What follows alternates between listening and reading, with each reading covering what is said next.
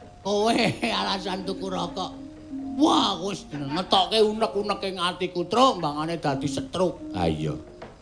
Mbangane dadi penyakit tak loske wae wis nyatane ya unek-unek ing atiku ya ngono kuwi ya. Ha iya. Ora apa-apa. Men do mireng, men do dipenggalih. Upama dene ora mireng ya berarti ya wis mili. Terus piye iki? Baladewa nesu. Baladewa nesu. Ha. Mana wae ora winget. Landang nengkolo mulai ya. Terus apa ya? Aku ya ora wani. Aku ya ora wani. Wah.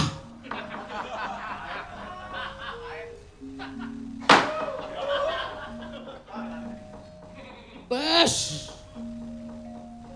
Terus lemu kok tindik barang kupingmu men ngapa ya? Hah? Kaya tak takon Petruk dadane ditato jantung barang iki men ngapa? Ah jebul ana masalah kok ngene kok jireh kepati-pati. Wis, nek pancen kowe do ora wani kan tak tandangane. Wis ana mulih-mulih. Omong karo bapak aku pamit mati. Gong, cangkeme ora bilangan. Aja sok nyebut mati. Mati ki nek ora mati ra awake utawa mati menungsane kok nek mati rezekine. Ben. Kowe ndang krasa wae 3 sasi mati rezekimu ki. Hah? Iki arep ditambah sesasi mati rezekimu kuwi. Ya melet-melet kowe. Iya ning ra ya wis ora iso nganggo peraturan apa kowe ora nek dinengke kene manut ngelih sesasi. Ha iya. 2 dina wis melet-melet e. Minggat. Kok malah ditundung. Lunga. Iki Baladewa tekan kene tandangane. Meneh nganti kowe ana apa-apa, rak wis percaya aku. Aku iki wong penemu aku wae yang bener wis ora bakal aku wong bener kok kalahi ora bakal. Arepmu. Aku piye, Gong? Ana tuku rokok meneh. Tuku rokok meneh. Wis e. Wis tuku meneh sewadah engko le udut mboko 5. Ana, guys. Ngelulu. Jenenge ngelulu arep. Ngelulu ya, men. Aku lagi emosi bengi. Iya, ora usah dadak bengok-bengok kaya ngono kuwi nek sesuk bengi suarane entek ora. Tuku. Suara kok tuku ora. Aku cah kendel kok wadake. Tandangane. Nek pancen ora meneh kayu jati wangi dienggo syarat bapak. Percuma aku bali ora entuk gawe. Ucap kacarita. Nalika semanten eling-eling ki Lurah Bagong winong wong dewani. Ana kilat sak glebyaran ingkang andilat. Anggane iki Lurah Bagong, ical wujuding Lurah Bagong salah kedaden kaya wujud Prabu Baladewa.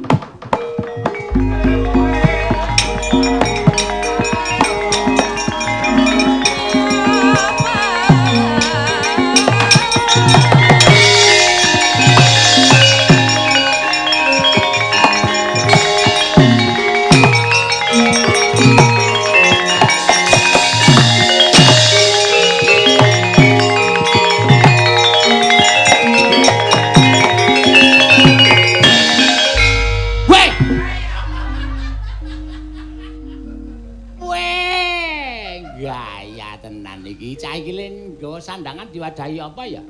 Truk? Rene ya, Truk? Ngopo? Waduh. Kok ngeleleng? Kowe do ngopo kaget? Lho, ora krasa wong. Nih. Pengilan. Woi! Jagat Dewa Batara. Ya jagat pangestu kono. Wah, ora wis entuk sandangan sing ndi, Gong? Mbok wis, iki pokoke rasah. Pokoke ana omong kowe gendang minggir iki. Aku arep mungsuh Baladewa, aku arep glereng iki. Oh iya, ning nek kala nggawa nenggala. Wah, Gong kowe ngembari Baladewa nyunyuk nenggala, jeblok diadamu. Der. Meletus balane. Luweh.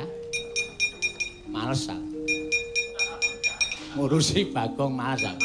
Ayo, amo Surabrata, Surabrata. Imbang yang panca-panca gugu karepe desa.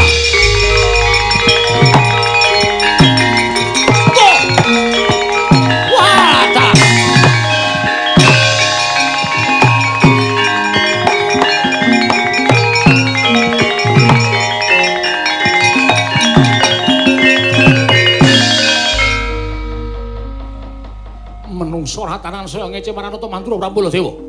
Saya ngemak-emake Maranata Mantura Prabu Baladewa kaya ngias dadane Nata Mantura Prabu Baladewa. Ora iki. Iki kowe entuk sandangan saka ngendi? Jaleng. Kowe entuk sandangan saka ngendi? Lho, edan to. Tuntang celing malang grok. Menungso padake celeng ora. Iki Bagong lagi. Aja ngawur. Iki garwane Erawati. Erawati dasmu iki. Erawati iki karo aku. Jangan macam-macam. Wong arep mudar kok werna-werna ya terus jenenge wae. Iki Prabu Baladewa. Aku Baladewa. Aku Baladewa. Mbok takon sapa wae aku Baladewa. Mekutha apa ember dicet ngono. Wis ben wae. Sing penting wangun Prabu Baladewa. Saya nyuwun Nata Mantura Prabu Baladewa. Ora minggat bali negara kademel. Lakon ajar dening aku. Kowe sing tak ajar kaya.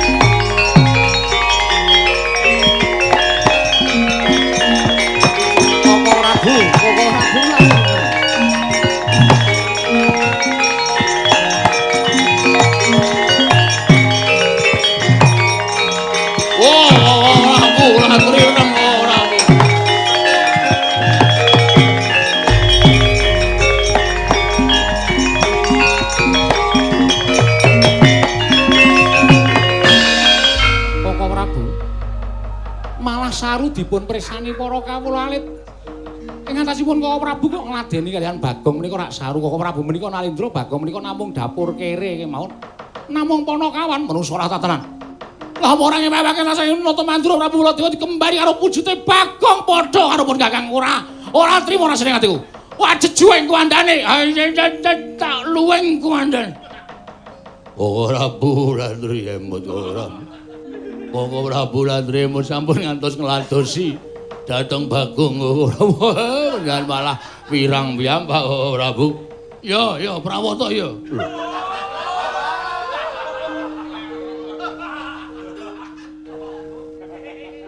Oh, trenggiling. Kleru. Tiwasli ngekep mempeng. Sik nek kowe karo Bagong mesine nek kowe dadi aku mesine kowe nesu. Lho, Bagong wonten menapa mewa?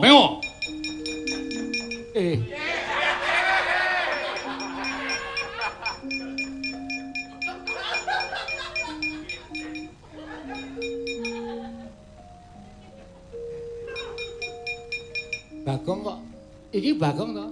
Yai Kresna iya. Iya. Aja percaya kuwi Bagong kuwi. Inggih kula ngertos wong kula niku ya isih cetha paningalipun wong nuwun sewu pasuryanipun kados mekaten rupane wae Bagong ngono kok. Kula menika sampun ngertos. Piye? Aku njaluk pengadilan. Piye monggo babagan kayu jati wangi aku mana dinai ijol kayu Kalimantan.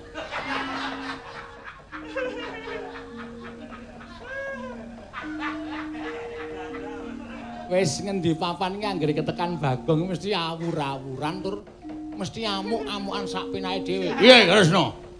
Aja mung kaya ngono Kresna, aja mung ngiwang sukmana mangadini nuwe. Ana sasmintane ingsun jagat waisaning Bathara. Bathara waisaning jagat. Aku ora nrimake. Yen nganti ora diwenehi kayu jati wangi glandang. Glandang apa? Glandang apa? Gelandangan. Begini nasib. Wis kowe nek tak turuti ke malah ora leren-leren kuwi karepe piye? Bagong, saiki ngene. Kowe bali. Iya. Basa, aku ratu Gustimu. Lho, aku Baladewa. Wis to, rasa aneh-aneh. Aku ki wis ngerti nek kowe Bagong. Aja ngawur. Aku Baladewa. Iya wis. Ngaten ki mawon Koko Prabu. Wah, kowe aja manut. Koko Prabu Baladewa Bagong kula suwun kondur. Bali nanti. Iki wonten Karangadempel matur kalian Kakang Semar. Bilih kayu jati wangi kedah dipun pendhet dening Kakang Semar Priyambak. Ngaten nggih Koko Prabu? Iya, Gusti.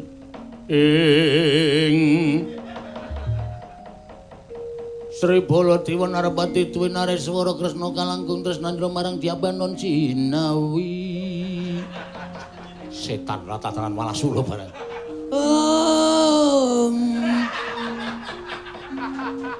Kalangkung tresnanira marang Diabanon Cinawi.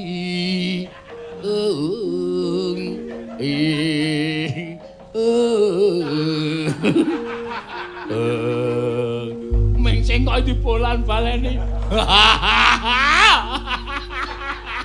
Kula niku ngampet ket wae ora iso tenan. Ora mulai bako.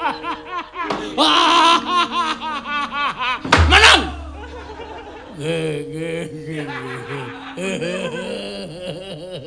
Sampun Koko Prabu kondur. Iya, Kresna. Deng deng deng deng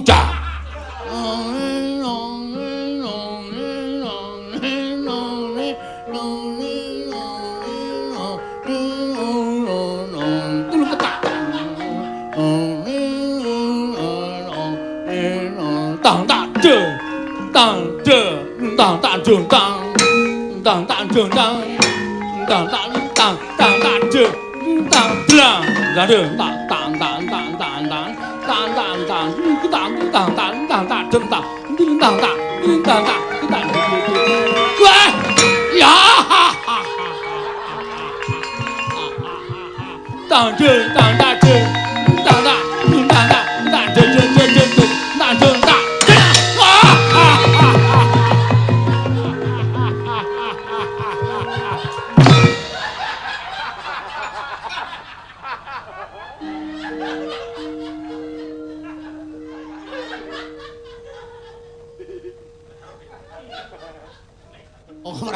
Kok Prabu we gumujeng kok.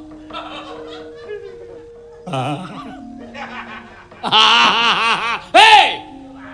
Wah, wong iya guyuhe kok dadak. Kresna piye? Sampun ngajengipun monggo sak menika. Kundur wonten negari Mandura. Lah mengko nek Semar iso mboyong Jatiwangi, sampun piresti Jatiwangi kedah dipun pendhet dening Kakang Semar kedah ikhlas. Kedah ikhlas. Ngono. Inggih. Oh iya. Dinteni tekaning Semar ana ing negara Mandura. Monggo kula dherekaken Koko Prabu.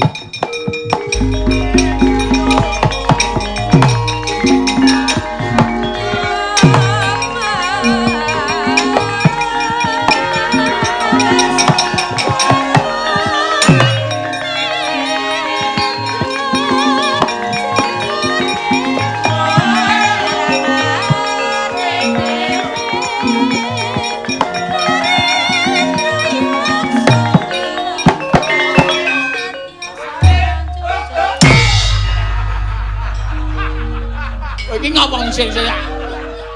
Antel sirahmu sisan kowe.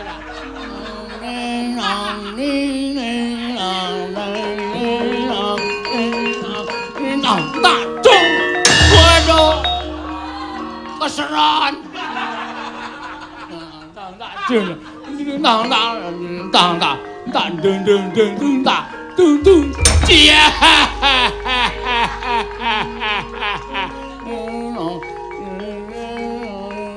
Terang dung kosek. Terang dung kosik. Dang.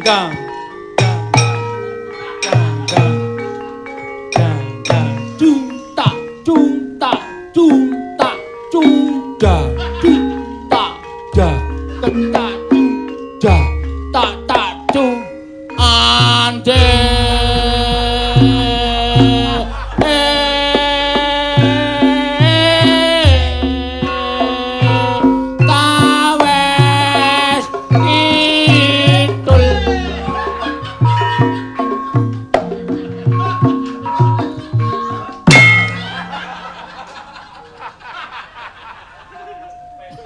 Kuwi senengane.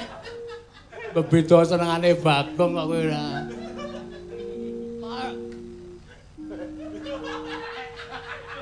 Tarpa kriya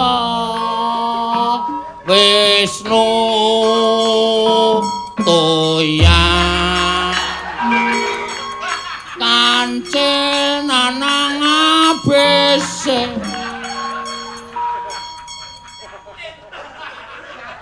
wong Ketawang kok cakepane jenenge Wiyaga.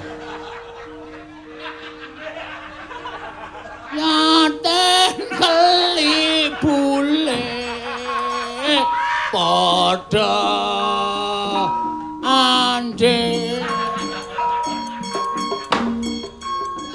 Yeah.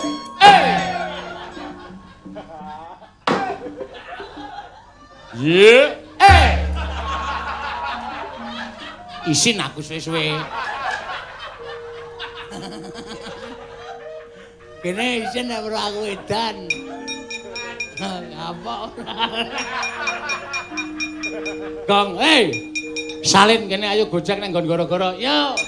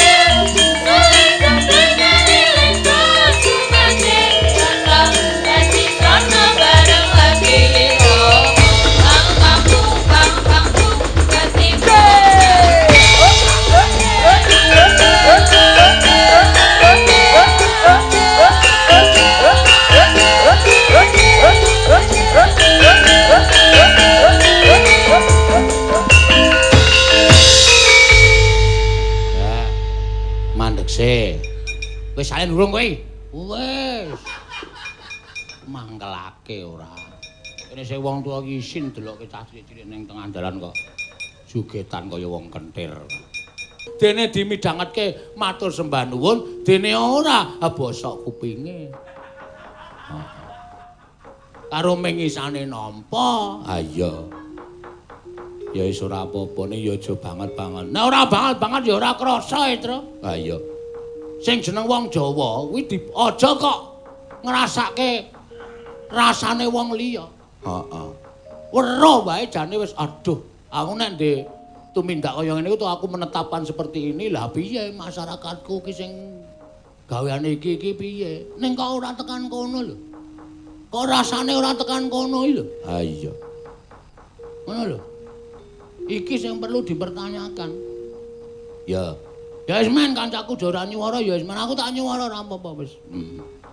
Wis engko nek berhasil ya dirasake bareng. Ya. Ora masalah. Ora kok aku menganggap aku ki sebagai kepengin menjadi seorang pahlawan. Ora, wong aku dhewe ya melet-melet kok dadi pahlawan ki ngopo?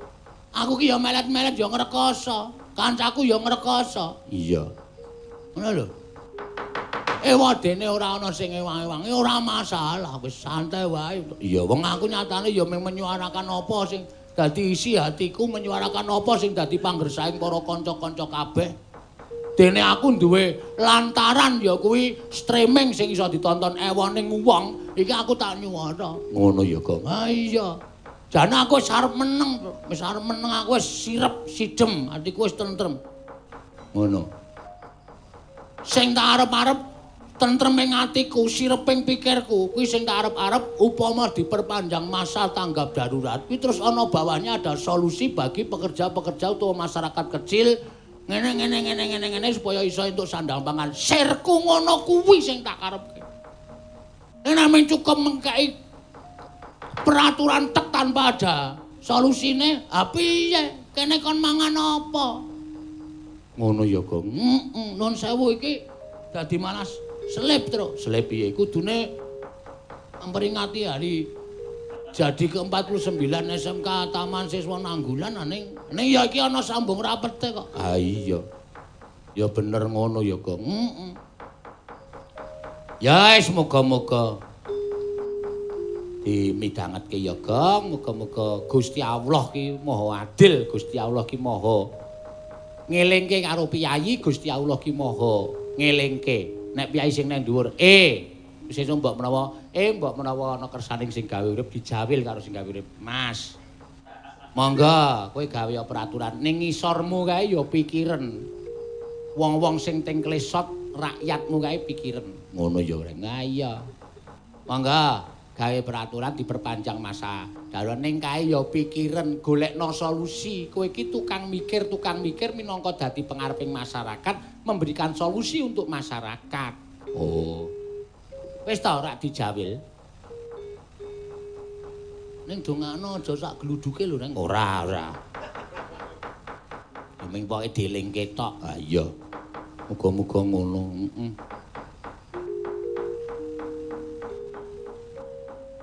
Nembang yo, Gong. Oh lali kabeh aku. Nembang kok lali kabeh ora. Seneng-seneng, suka-suka, parisuka.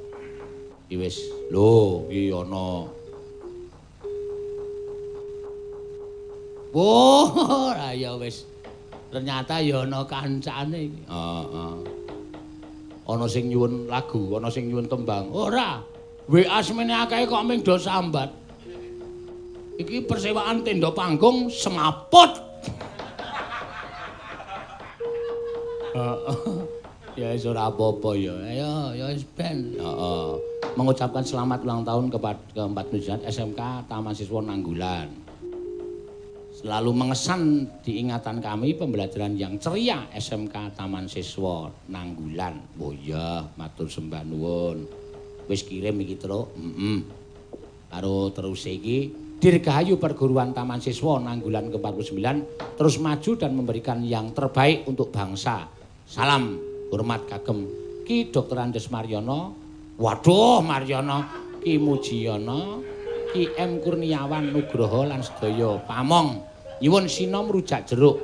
Mbak Hana Pertiwi sampun nyawer wonten rekening Mas Gunawan. Saking kula alumni 98 ugi anggota PKS Jabodetabek. Nuwun salam budaya. Oh iya. Menika transferipun. Wah, jan. Hana Pertiwi bengi iki entuk transfer 100 juta. 100 juta? Oh iya. Ya ora apa-apa ditampa kanthi merdikaning penggalih. Yo, langsung diaturke wae. Ya. Rujak jeruk. Ayo panyuwunan kok. Ya, Mbak Tiwi, mangga. Ya. Jumeneng, ayo. Ya, peraturane jumeneng kok malah njur begegek ora. Dong dong dong dong. Wis go. Aku tak kiprah ngomong. Kiprah terus ora. Lah wingi mboten ngagem jumeneng kok. Ah saiki wis jumeneng saiki. Wis ket mau le jumeneng ya. Nembe kok. Heeh. Aku ya ngerti kok. Rekku nendi. Ayo karang rek barang iki saiki gampang ilang. Iya. Ana tetembungan ning nyilih rekmu sak rokoke ae. Dibacutke ana meneh mbok menawa sing nyuwun. Ah iki klip-klip ki HP-ku? Heeh. Ku batune entek. Ora kok. Heeh. Langsung tak ces meneh. Iya. Dari Nani Sanwina Master Production. Wo. Dereng diaturke Pak, tiyange nyuwun diwaos. Nggih. Sing endi? Oh ya wis pokoke anggere wis tak waca. Saka Nani Sanwina Production. Ya. Ha iki ora rata ya le kirimke. Kucing kok. Heeh. Arep tak uring-uring nyampan gelas bur kucing wong muni ngeong ngono. Tulung cekeling kok tak gajule cangkeme. Ya aja. Kucing ae lho. Utuh. Suarane ngeong ngono Pak. Ana kucing tenan digajul sampe yong ngono. Heeh. Mbak. Oh iya Mbak Nani Master mau nyuwun lelagon. Oh iya, wis diaturake sembah nuwun tanpa pepindhan. Ya. Petra, ngapa? Kan iki orang-orang pamundutan. Ya. Ayo saiki diaturke yang lain daripada yang lain. Ya. Ngaturke tetembangan saka sapa se? Mbak Agnesia Nandasari. Ya.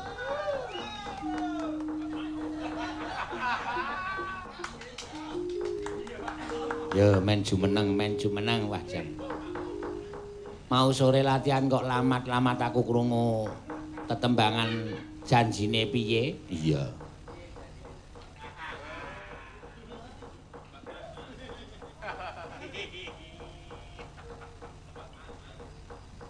Rasa kesusu-susu. Ya. Wahyu Krisnawati. Ya. Arep nembang apa iki?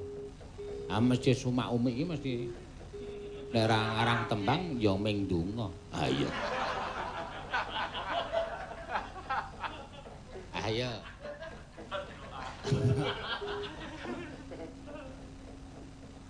Ang arep maju nembang kok mah. Allahumma barik lana fi. Lho. Madang meneh malah. Ya. Coba kayak apa?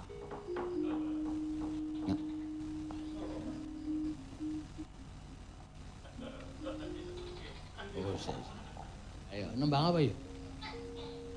Sukses. Liru. Sukses. Liru. Lunga saka kono ora. Ayo biak-biak ora lunga, tekek iki angel dilungake kok.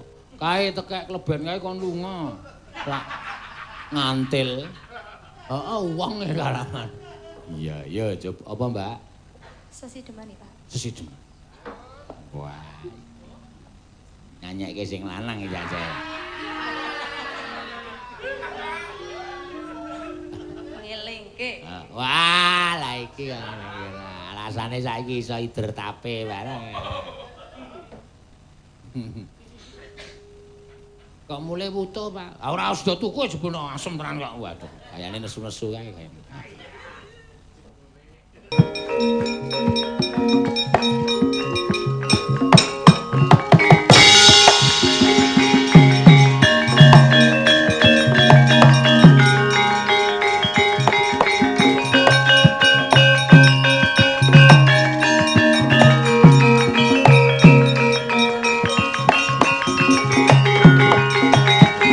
Mareka ten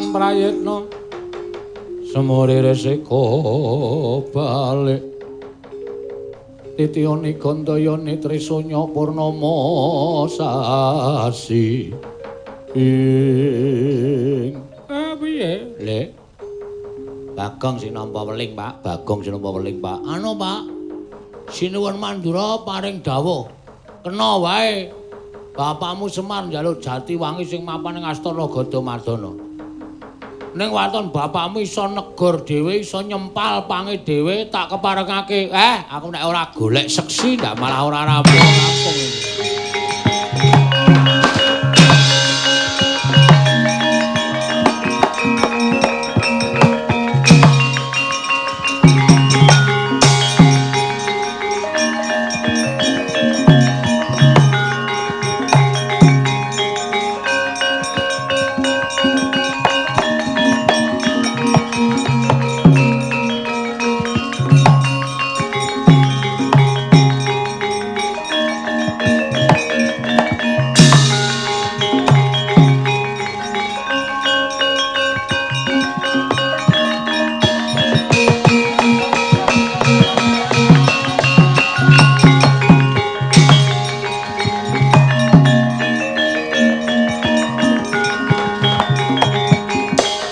Mareka den prayitna semuri resiko balik Titioni Gandayane Trisanya Purnama sasi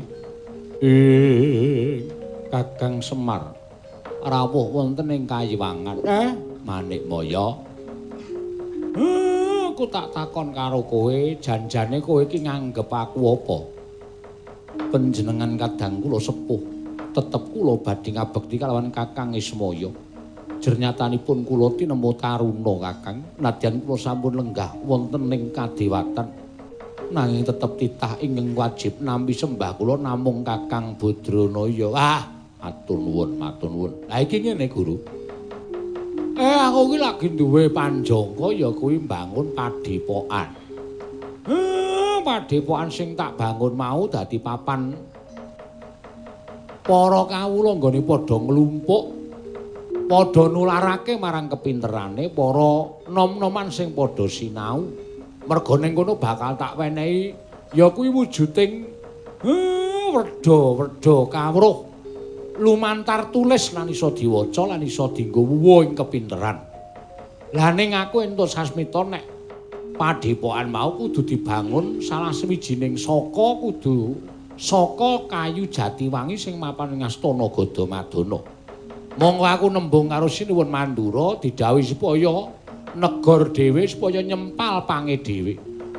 Aku wedi nek nganti ana walat merga kuwi dudu kayu jati sakbaene. Aku tak ngejak karo kowe mudhun ana ing jagat.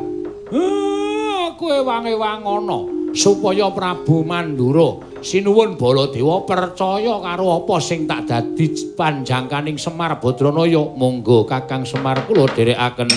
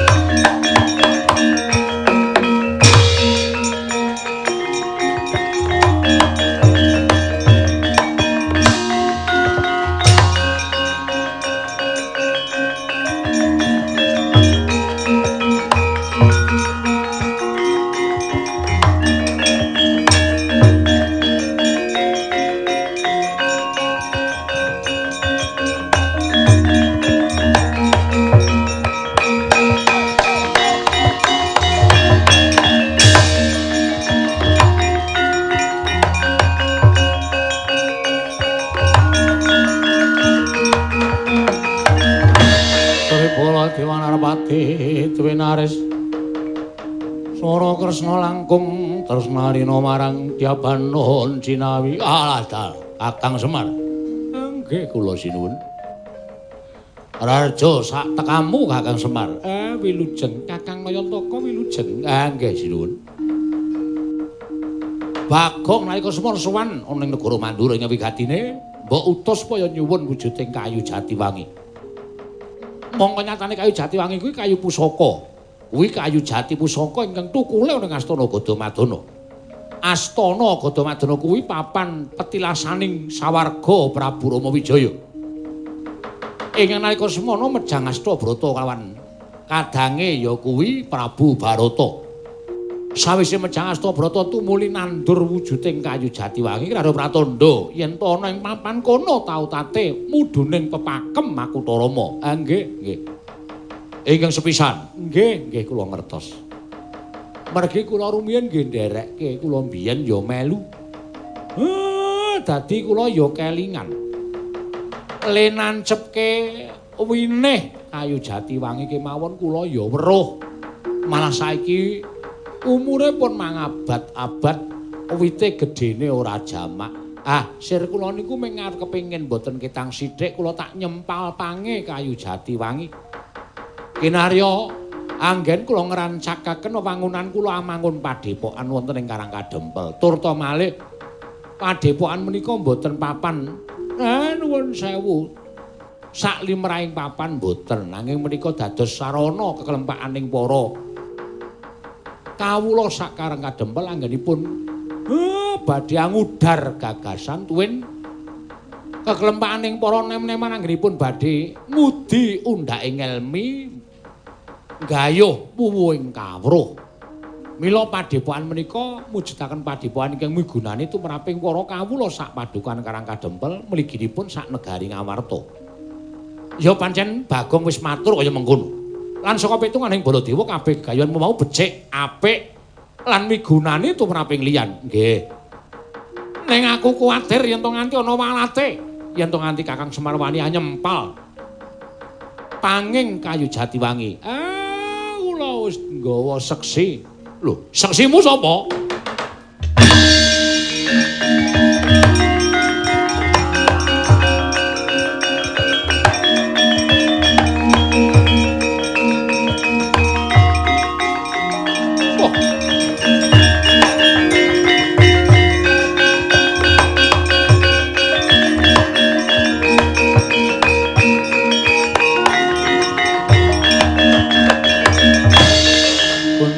Kancing langit kelap-lapaton lir kincanging risang mawe gandrung Om Mastunama Sidam skaring bawana langgeng Baladewa. Ibu kula ngaturang sembah pangabekti kula kunjuk. Ya Luntampa. Kresna, kula ngaturang sembah pangabekti kula kunjuk. Luntampa lan mangertiya. Sejatine apa kang dadi gegayuhaning Kakang Badranaya mau sayekti becik tumraping titah ing mapan ana ing Karangkadempel. Kanggo papan keklumpukaning para kawula ingkang padha ngudar gagasan sarta keklumpukaning para wiranom kang padha kepengin angudi undhaking ilmu lan gayuh puwuhing kawruh. Sayekti gegayuhaning Kakang Semar mau becik banget. Mula kang sangka kuwi Baladewa lilanana Kakang Badranaya hanggayuh wujuding pang Jatiwangi mapan ana ing Astana Gadamadana. Lamun to mengko ana tantrimaning ingkang padha nandur sarta ingkang padha ambibit kayu Jatiwangi kaya ta Prabu Rama Wijaya ingkang wis nyuwarga sartane eyang kita ya kuwi Prabu Basu Kedhi ya Kunti bojo ingkang wis nyuwarga. Ulun ingkang bakal sajarwa kelawan para leluhur Mandura supaya trima yen to Kakang Semar bakal methik panging kayu Jatiwangi. Inggih, Bu Kulun ngestaken dawuh Bu Kulun.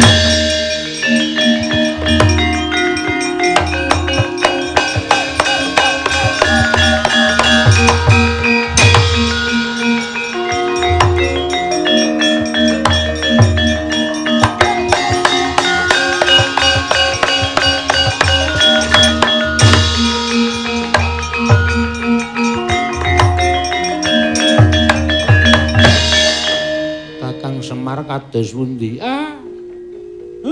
Syarat ki ora kudu kabeh. Syarat ki sithik wae, mengko sempalane pang Jatiwangi ki tak tresepke ning saka guru. Sing wajibe kudu ana kayu Jatiwangi wis sah. Mekaten Kakang. Ya. Nah itu lho mekaten kula ngaturaken saha sakmangke mugi sampun paripurna dados kewajibanipun ingkang rayi. kula nyuwun pamit wangsul dhateng kayangan. Aku matur nuwun ya, Manikmaya. Inggih Kakang Semar dawuh sami-sami Kakang.